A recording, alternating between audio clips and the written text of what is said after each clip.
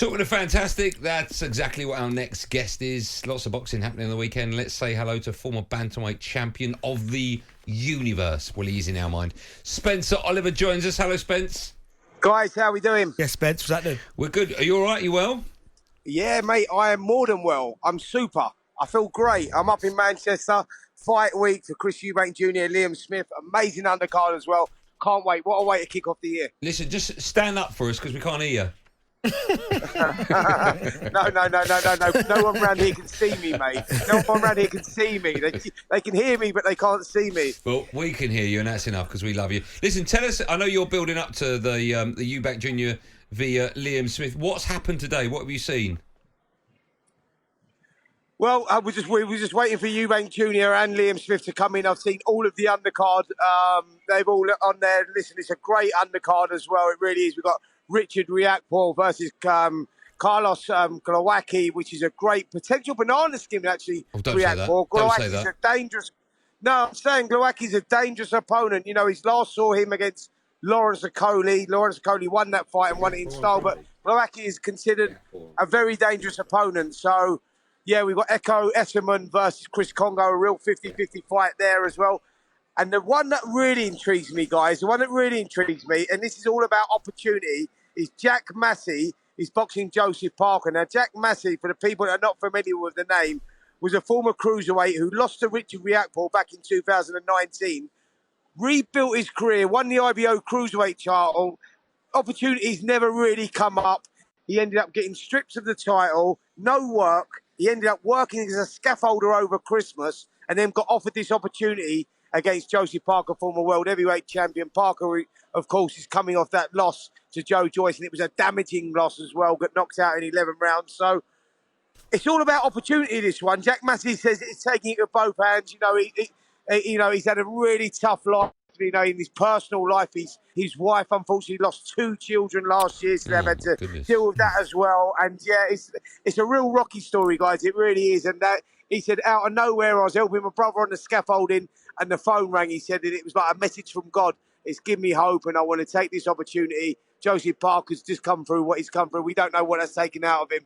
Yeah, really intriguing fight, mate. But what a story, man. And I love all that. Yeah, me too. All right, Spence, I want to talk to you about Eubank Jr. versus Liam Smith. First and foremost, how do you think that fight's going to go? And do you think it's a good test for Eubank?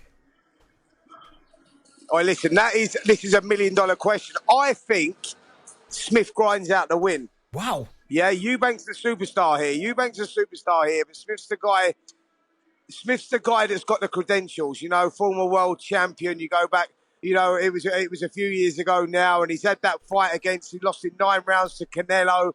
But the guy can fight, mate. He can really fight, Smith. And I think that Eubank, you know, he's got Roy Jones back in his corner, and Eubank's Eubanks is the name. Eubank's the name that everyone recognises. But I just think Smith's going to find a way and grind it out. I think Smith wins a razor-tight points decision. I think Eubank starts well, but Smith just takes him into the trenches and maybe outworks him. And something's telling me Smith's going to nick it. Spence, let me ask you, if he does, everyone's talking at the moment that if Chris Eubank Jr. wins, he could face Triple G. If Smith wins it, is that his next opponent then? Absolutely. I see where we're at with this, guys. You know, both guys are not getting any younger. I think Smith's around 34, as is Eubank. I think both guys' careers have run parallel with each other, as in the winner goes on and they get that opportunity to box Triple G, who's aging himself. He's 41. He didn't look particularly good against Murata last time out. You know, he struggled at times, looked old at times, and sometimes a little bit vulnerable. So timing is perfect for one of the modern greats in Triple G. And if someone to get a world title shot with him next would be huge. I think for the loser, it's the end of the road. There's nowhere to go. Wow. You know, I think definitely for Liam Smith anyway, I think if he loses, his career over. He said that as much himself. Eubank, if he loses, where does Eubank go? He'll probably chase that fight with Conor Benn. We don't know what the situation is with Conor Benn at the moment. Still waiting for the outcome of that. You know, we said we was going to hear, you know, at some time in the near future, we was going to hear, you know, that he's proved his innocence. We're still waiting to hear that. So let's see what happens with the Conor situation. But yeah, I think the loser here, mate, really, there's nowhere to go. I think that's where they're at. Okay. There's a lot on the line here, but for the winner, I think they get a shot at Triple G for the world title. That's what's at stake here. Wow. Spence, I can't believe I'm even going to say this, but a fight that I'm really looking forward to, and I think it's probably more intrigue than anything, is this Jake Paul versus Tommy Fury. Now, I know that sounds bonkers that I'm looking forward to watching it, but at one stage I would have said, well, Tommy Fury's the boxer, so he should win this easy, but Yeah. I'm not quite sure why the fight's not happened up until now, which makes me think that Jake Paul's got a chance.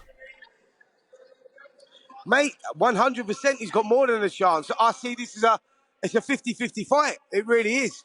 I think Tommy Fury's he's got the talent, and I believe that Tommy Fury should win, but I don't know if he's been active enough. I don't know if he's taken boxing serious enough. Jake Paul, on the flip side, has. You know, he goes back, he's been doing it now for a few years, and he's starting to gain credibility. That's a great fight, man. It really is. I think that's a really interesting fight. I hear it's February the 25th. I hear it's in Saudi Arabia. Yeah, it's crazy, mate, how it's just come around. You know, we're still waiting for the Alexander Usyk Tyson Fury fight. We told the contracts were sent off. Drafts have been sent off. We was looking at March the 4th. We was talking about Saudi. And out of nowhere, Saudi Arabia, Tommy Fury versus Jake Paul. It's on. Madness. It's annoying though it's Saudi Arabia, right? We'd love to sit over here. Oh, of course. Of course we would, I get man. why, Come on, Spence. listen. I know it's all about the money, but still, you know.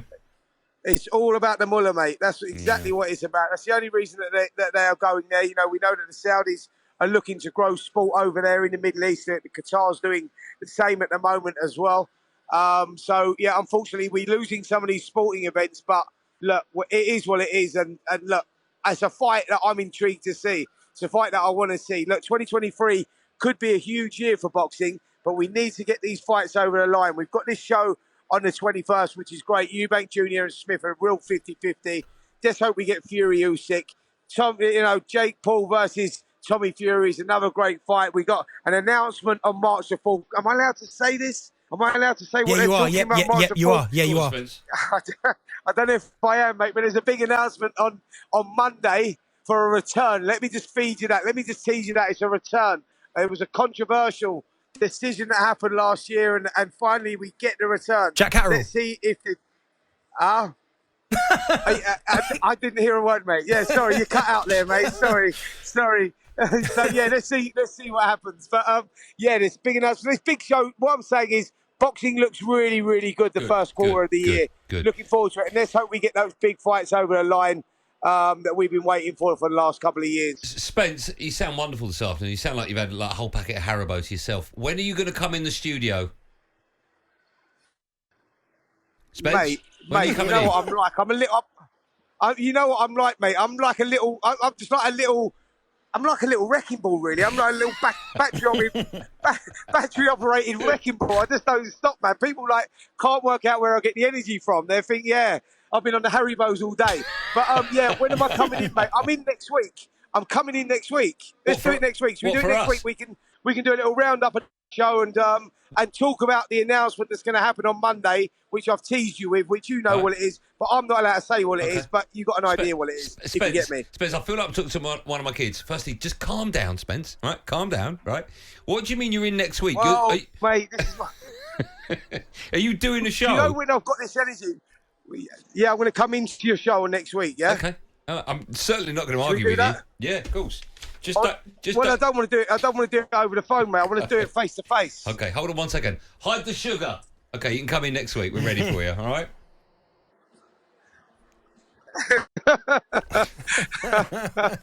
All right, mate. I'm looking forward. Have a good evening, Spence. Yeah, great stuff, guys. Cheers, Spence. Cheers. There's Spence. I'll tell you what. The come down. When that sugar. He'll be on the floor. It's so kicked in by that conversation. Yeah. I'm coming in next week. Imagine security going, you're not coming in. No. We'll let him in. No name down here. You're not with any show. He's coming in. That's how it works. Good work, Spencer Oliver. We love that. And well done you with regards to the boxing as well. That'd be interesting.